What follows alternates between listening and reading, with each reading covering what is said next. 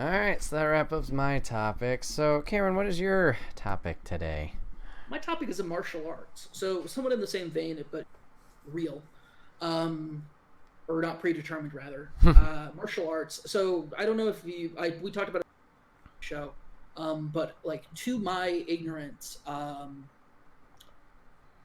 those of you who don't know, there's a film called Sport starring Jean-Claude Van Damme, one of the great pinnacle jewels of late 80s, early 90s action films.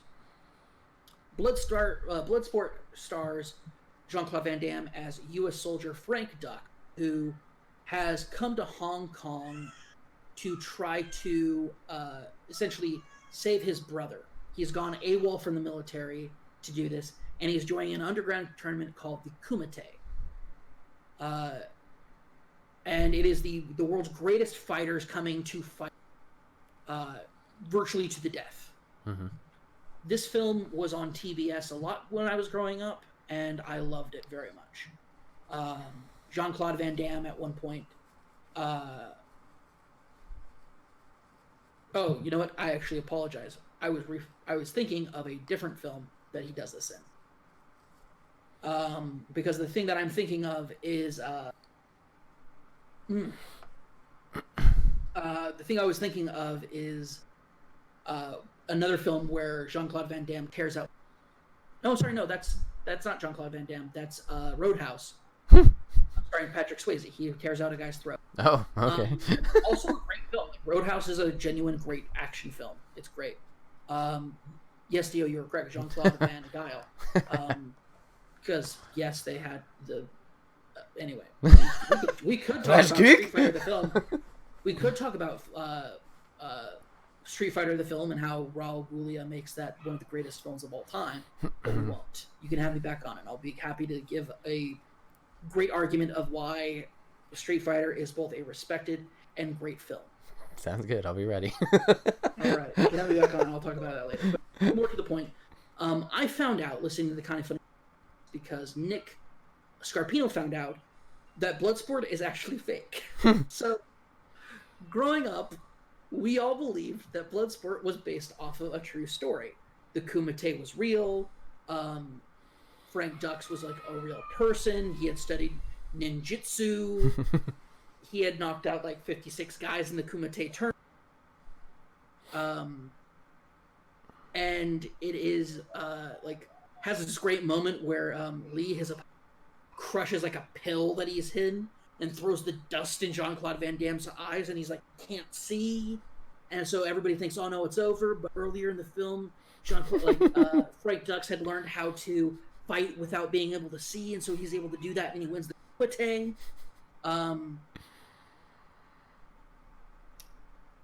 Yeah, and then afterwards you get real Frank Dux and like the facts that he told people about. Mm-hmm.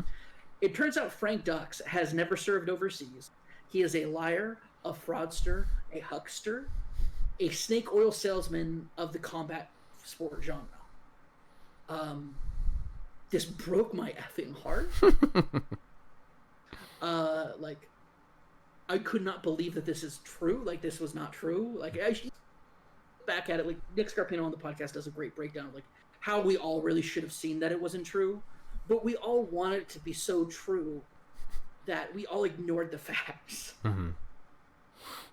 Because Bloodsport's a really fun movie. Yeah. It broke my heart. So I wanted, but because people for sure watching your podcast know that you have a martial arts background. Yep. I mean, you're a martial arts instructor. But what people may not know is that I practice. I know a man who's almost 30 who is overweight 100% practiced martial arts in his teen years.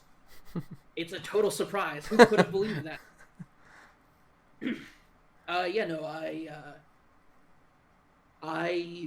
So I practiced American Kenpo for about 3.5, 4 years. Okay. I was taught by Mr. Duke, because he did not want to be called Duke Sensei. He thought that was stupid. He's like, I'm not Japanese. Don't use Japanese honorifics to refer to me. Uh-huh. He's like, I'm Mr. Duke.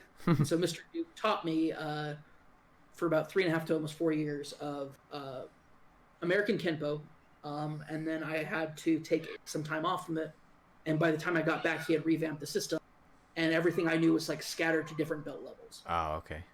And so it's like, okay, cool. And he basically pulled me aside and said, "You can start over and like relearn everything, or like we can try to keep a modified thing, go back to the way we teach it, and like that'll be doing that way. But it's gonna be like you're gonna have to start doing more lessons and stuff." And it's like, okay, this is the point. This is what has come out of here. Like this is it. Like this is where I have to walk away from it. Right.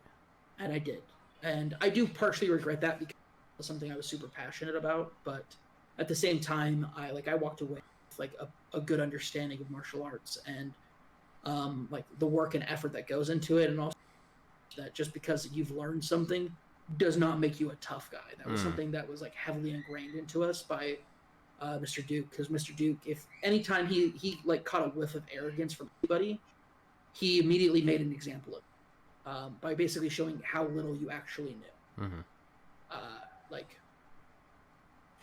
Like I've seen him like just not like hurt people, but basically just like make them look like idiots. Yeah. And I saw him do it with like some of his like remind them like you are like remember your place, like remember where you're at, like we are all students, we're all always learning. Mm-hmm. But I want to talk to you about martial arts because like you practiced it. You do, if I recall correctly, Taekwondo. Yes. Yep. Yeah, you're a big Taekwondo guy. Mm-hmm. You do a lot of kicks. Yep. You go hi-ya and kick, and then hi-ya and kick, and hi-ya and kick. I'm making fun of it. No, it's all good. Rinse, repeat. I'm making fun of every single strip mall dojo. Oh yeah. Mm-hmm. Class that I've ever seen. So yeah. No, but like I'm curious. So like the last time when we talked during prom, I found out like you did martial arts. You like you used to be like an editor in LA, like video editor in LA. That was the goal. That didn't really work out. I was more just my own thing, but yeah, that was the intention of going out there. Yeah, I took a break, moved away from it, and tried my hand in LA to see how that would go, and spent like 10 months to a year out there. Nothing really turned up, and I was missing home, so I moved back and fell pretty much right back into Taekwondo too, because that was the only job I had at that point. So it was an easy go back into this, and that's when I went full time too, where during the day, I would make phone calls, try and recruit new people, or set up to go to after school programs or summer camps or stuff and do programs with their kids. And then obviously going back to teaching and kind of taking it at more of a, I guess, bigger scale of just kind of being groomed into someone who was being in charge of others who were just assisting with classes. So being that head instructor persona. So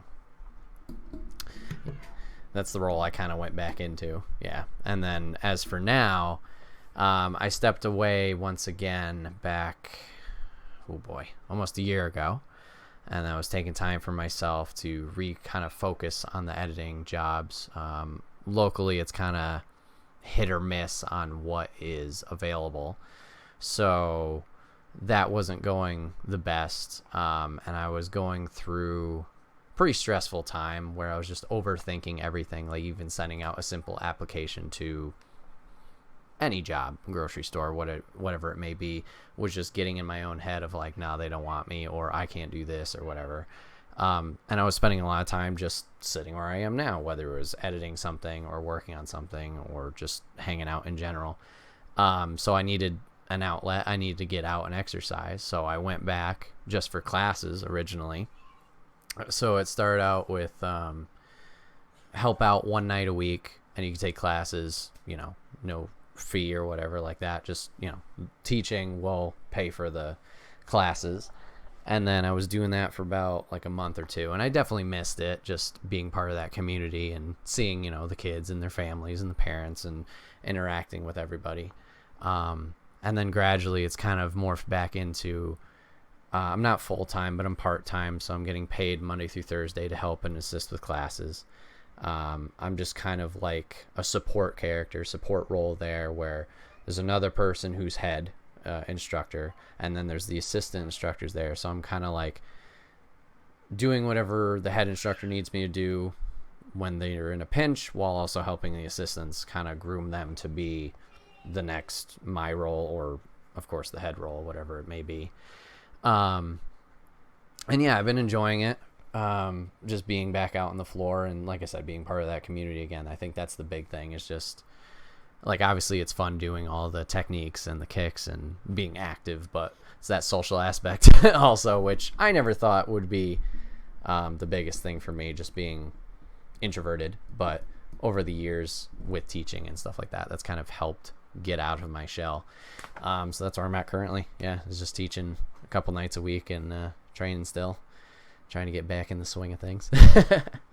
Yeah, no, it's like, that's one of the reasons, just kind of see where you're at with it. Because I am bad at communication in my life, and one of my things that I'm trying to do better is communicate. And I thought, oh, here's a great time for me to bring up something that happened recently, but also like is something that you and I have in common, at least partially. But I actually, when you were talking about like not having the confidence of sending out job applications, that hit home for me, because like I just started, like we talked about it before we started the podcast, and I've tweeted out about it, but I just recently got a job offer that I took, that I started on the 12th of August, but it's a social media job. It's within within my career field, what I want to do. But there was a period up until like this course was like not this past Thursday, but the Thursday before last, was when I found out I interviewed the job and got it same day. But prior to that, after like I technically really hadn't been working outside of an internship that I did to graduate from March. Like I've just been technically unemployed since then. I just haven't been working, and it got to the point where I was struggling to apply for jobs as well. And it was a little bit different, I think, because my problem was like, I'm sending out these job applications for like basic jobs, like, grocery store, whatever I can find. But at the same time, I'm struggling with it because they see I have a bachelor's degree. Are they going to think that I'm overqualified for it? Are they going to think that I'm going to like try to get more money out of somebody else who doesn't have a bachelor's degree would do? And so I had been reading about people saying, don't take the first job that comes around, because it can devalue your brand, like devalue your future work opportunities because of it. And it's like, okay, well, I'm having that causing an influence, but at the same time, I'm getting pressure from my family and to like find a job finally. I want to find a work. I want to so I could just make money. Yeah. Right now, I literally have like whatever I call it at any given time. Like I had to close on my bank account. Like I don't have a bank. Like things got really, really bad for me. Not just financially, but also like mental health wise. Like things just got really rough. So hearing that you also struggled with that recently, I'm sorry to hear that, but I want you to know that, solidarity. Our friendships with unemployment have ended. Employment is now our best friend. Yep. Yeah, I agree. And I appreciate that. I'm sorry you were going through that as well. Yeah, sometimes it's just, like you mentioned, those outside forces. Like I know you mentioned your family was kind of pushing you. Like sometimes that can be for the good and sometimes that can be for the bad. I know I definitely needed my push. My girlfriend at one point was just like asking about it, not even pushing per se, but just like, hey, how's it going or whatever. And that little push, even though it may have got me frustrated in that moment, was a good thing, because I sent out some applications just because, like I said, I got in my head of like, what if they're not going to take me? And also, this isn't in my field per se, so like I'm not doing what I want to do, blah blah blah. But I've never bagged groceries before. They're gonna take yeah, exactly. I have zero job experience. They'll need to train me. Like, yeah, no, I went through that a lot as well. Like that was definitely something I went through, especially when I was applying for jobs in my field. I was like applying for entry-level jobs that requested people to have 2 years worth of experience. Yeah. Like how am I supposed to have 2 years worth of experience? Like I didn't have the job beforehand. You're saying this position perfect for people coming right out of school. Like, do you have 2 years of experience? It's like, no, I don't have 2 years of experience. Nobody has 2 years of experience when they're coming for an entry-level position. They wouldn't be applying for an entry-level position if they could. Like, you have 2 years of experience. Like, are you kidding me? Yeah, I don't get it. But yeah. It's just so frustrating. But yeah, no. Yeah. By the way, nice low key shadow drop mentioning that you got a girl. Just whoop, right in there. Like, gosh. Oh boy. I'm joking. I know. But yeah. Anybody who knows me knows I love love, and I love hearing that people are. I don't know if you love it. That's what I'm doing. Hear you? Yes. Okay, good. I should have said. You might not have yelled a word. Some people are afraid to say it in a relationship. Don't judge them. People progress at their own rate, anyway. Yep.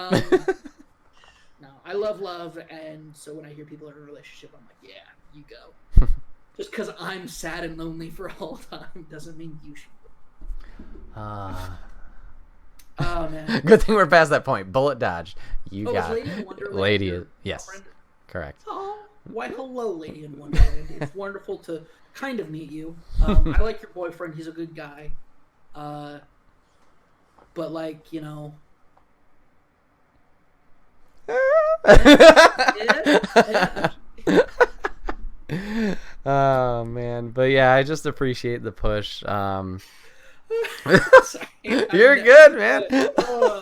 I've never actually done that before, but and I was like, I want to try this. Let's try to see if I can make this bit work. Does this bit work? It landed. Yes. Good bit. Oh god. Dude. So like, yeah, no, I've been there. It was like we both been there recently. But no, man, I've always like been so like impressed by like your dedication to Taekwondo. Because I feel like I only know like 3 dudes who. I don't know anybody who still practices American Kempo like that I was like practicing with. Mm-hmm.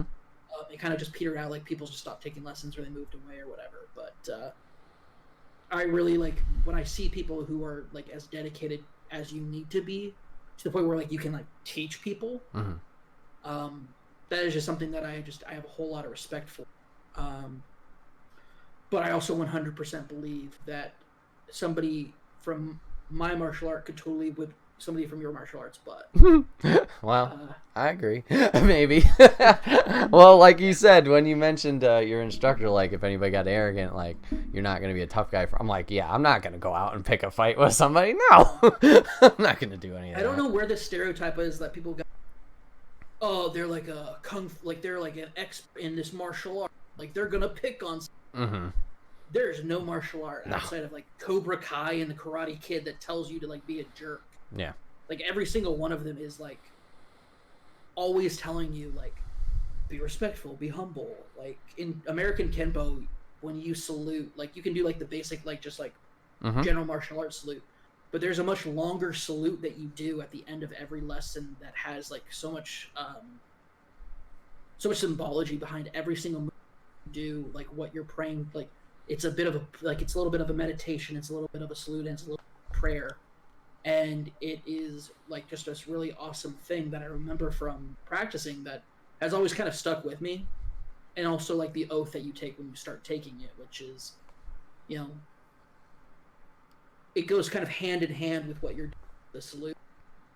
That each movement with the salute is a different of the.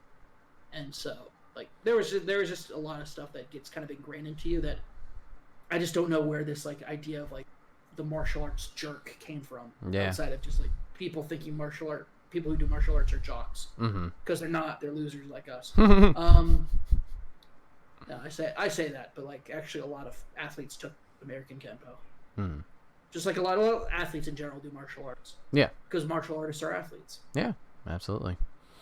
They have an Olympic sport for it. Yeah, they do. It's fucking nuts watching it. Oh yeah. Oh no. No. Yeah, no, I watched that and then it's like, okay, they got a point. We're gonna give me it. Give me their blood. But yeah, I don't know. Taekwondo has just been something I've always loved. And I notice it more every time I step away from it. It's just like, I don't know. I can't escape it. There's parts like where I don't love it, and that seems to be people, certain people. But in general, it's just, yeah, the teaching aspect of it and obviously training for myself. It's just, I don't know. Well, you know, I'm going to mention this. I mentioned it to you when we first started talking about this. And I'm not pushing you, which is a nice way of saying I'm pushing you. Yep. But I'm not really putting emphasis on it. But, like, what are the hurdles that it would take for you to open up your own Taekwondo dojo, your own shop, outside of like the money for like a lease? Right. Like for you, like what are your hurdles? Because you're already teaching kids. Right. Like at what point do you accept that you have become somebody who is enough of a master that you can teach? Yeah, it's a good question. I don't know exactly. Well, okay, I kind of know, but I don't know 100% how to word it. I think it's just the confidence in my... Now, let me ask you a question. Yeah, follow-up question. Sure. Do you have to force your current master to either submit or die? Because if that is the case, if it is either submit or die, like is it Kumite rules? No, that'd probably be once you dominate him, and it is your dojo now. That'd be easier. Your dojo. That'd be easier in one aspect, just because everything would be established. Not saying that this whole process would be easy, no, but at least everything would be. There's a building, there's students, there's all that, but. Oh my God! Could you imagine? I can't imagine, and it's a much better world. It's not. It's a terrible world. Violence sells everything, and that's not right. But... No, I think my big thing is just confidence in that I'd be able to inspire someone to start and sign up. Like once you're on the mat, I think I can do that because I've done that with plenty of kids and adults. Hey, they're going to do this trial. Let's, do the thing. And then obviously I've seen kids from age 4 up until now they're graduating. It's like, what the fuck? Like, where did the time go? And like their journey there. But like getting somebody in the actual door to say, hey, I do want to give this a try at this specific establishment. I think that's my biggest thing. Realistically, it would be I'd have to go somewhere else, or else there'll be a whole another slew of legal shit that I'm not even gonna get into. But like you got like cannot compete clauses. And exactly. Yeah. Yeah. You have to leave like the greater tribe to establish your school. Yeah.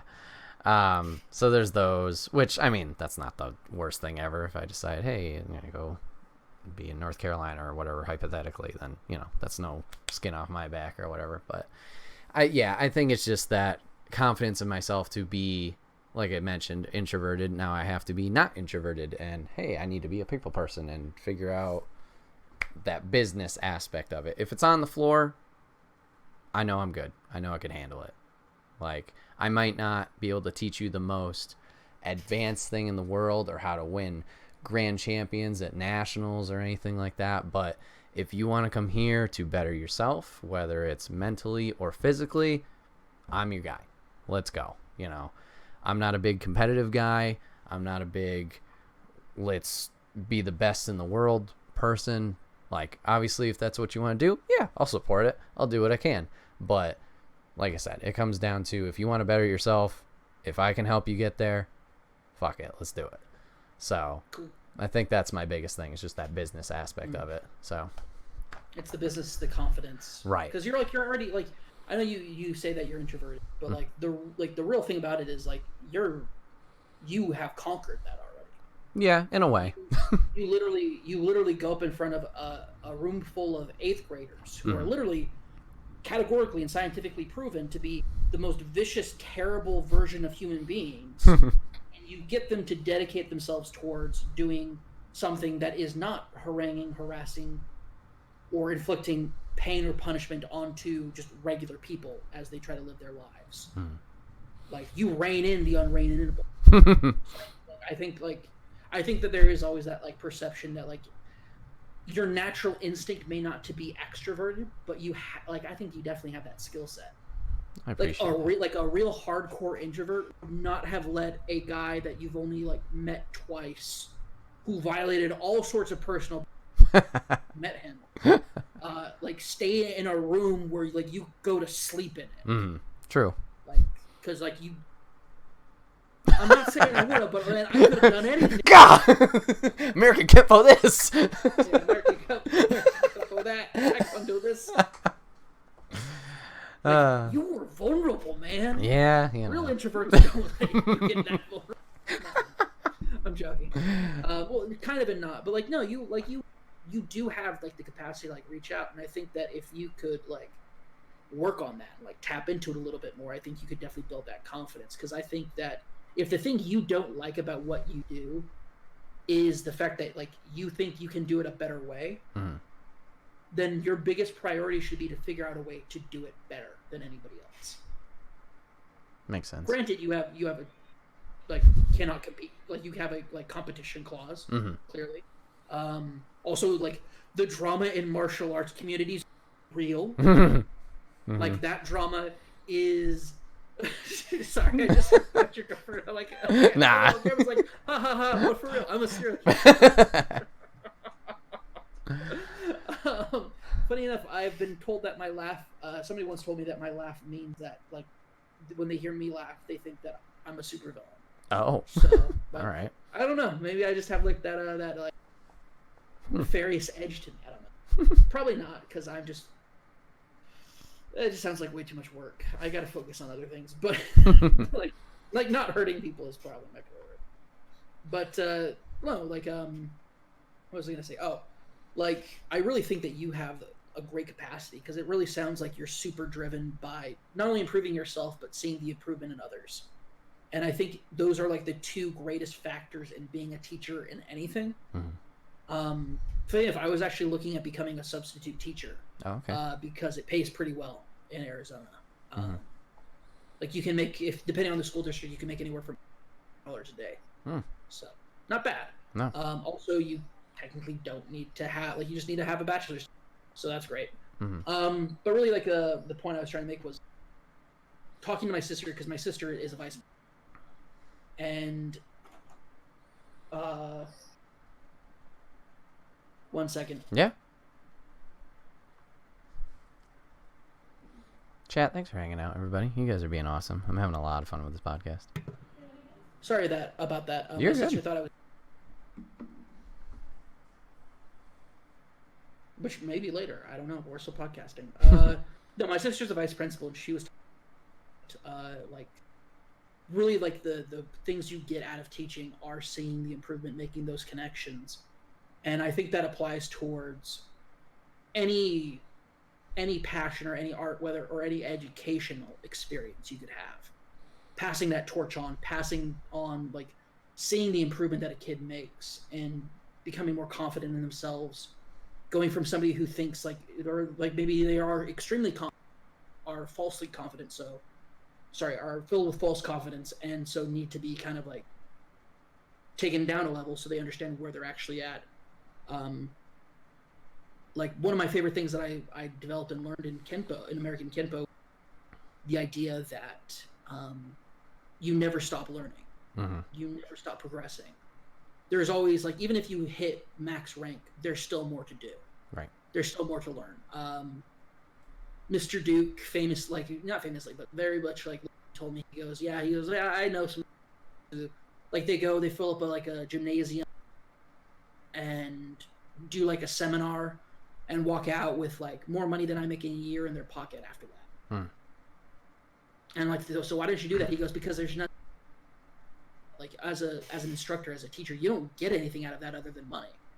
Like he's like, these guys, like he never sees these people ever again. Like these guys, they go in, they do that, and they never see anybody ever again. They never see the progress that gets made. He goes, every day I get one of you, like I could see something happen, or one of you guys finally like get something that you didn't get before. Yep. Or you're suddenly more confident in what you're doing, or you're smoother in what you're doing. Yeah, no, like, so I think if you have that drive to, and I think you do have that drive to see the improvement in your students and to take a bigger grip on the reins for that, I think that you can definitely do that. However, that is not a promise that I can back up by saying like, not alone, and then the business falls through. I'm not going to be on the hook for that. I appreciate that. I can't. I got enough debt, man. I got like $50K in student loans that I got to pay off starting in November. Like I got stuff going on in my life, man. I can't be on the hook for your stuff. Well, I appreciate the kind words. That does mean a lot, hearing that from you. And Well, man, I think you're an incredibly talented, kind-hearted, and empathetic person who, like, you do have such a great ability to reach out to people. So, because you reached out and gave me a helping hand, and we ended up having an awesome weekend, and we've established like a really cool friendship. So, like, if you can do that with somebody who is as like somebody as easy enough to do with me, I can only imagine. And you only spent like, you know, maybe like 48 hours with total in the like entire time we've known each other, and that's being very, very generous with the time on that. But like, I can only imagine like what you can do with somebody see like once a week. So, so I'm not saying, you know, believe in you. I'm saying believe in the you that I believe in. Believe in the me that believes in you. I will believe that. I like that.